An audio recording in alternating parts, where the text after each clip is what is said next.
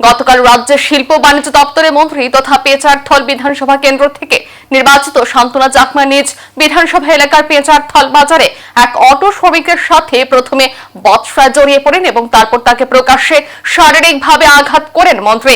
এই ঘটনার পরপর সামাজিক মাধ্যমে জোরে ঘটনা নিয়ে ব্যাপক প্রতিক্রিয়া তৈরি হয়। সংশ্লিষ্ট ঘটনার প্রতিবাদে আজ all India road transport workers ফেডারেশনের ত্রিপুরা শাখার উদ্যোগে শ্রম দপ্তরের সামনে বিক্ষোভ কর্মসূচির আয়োজন করা হয়।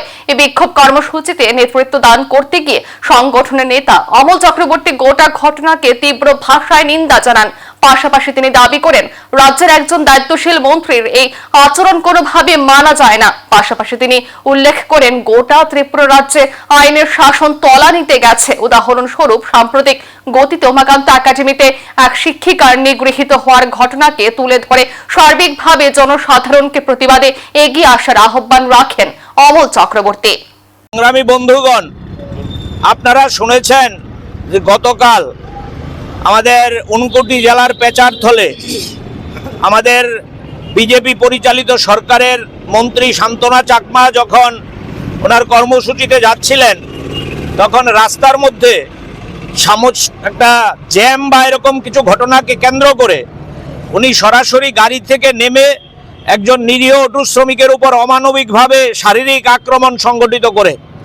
এটা আমাদের রাজ্যের জন্য লজ্জার এবং অভূতপূর্ব।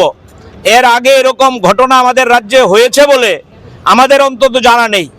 এই নিরীহ শ্রমিকের উপর এই অমানবিক আক্রমণের বিরুদ্ধে আজকে জরুরি ভিত্তিতে আমাদের রাজ্যের পরিবহন শ্রমিকদের সবচেয়ে বড় সংগঠন Tripura autorickshaw workers union, Tripura motor শ্রমিক ইউনিয়ন এবং তাদের যৌথ যে অল ইন্ডিয়া সংগঠন all India road transport workers federation, এই সংগঠনগুলোর ডাকে আমরা আজকে এখানে আমাদের রাজ্যের শ্রম পরিদর্শক যিনি আছেন, শ্রম কমিশনার, এই শ্রম কমিশনারের অফিসের সামনে বিক্ষোভে সামিল হয়েছি।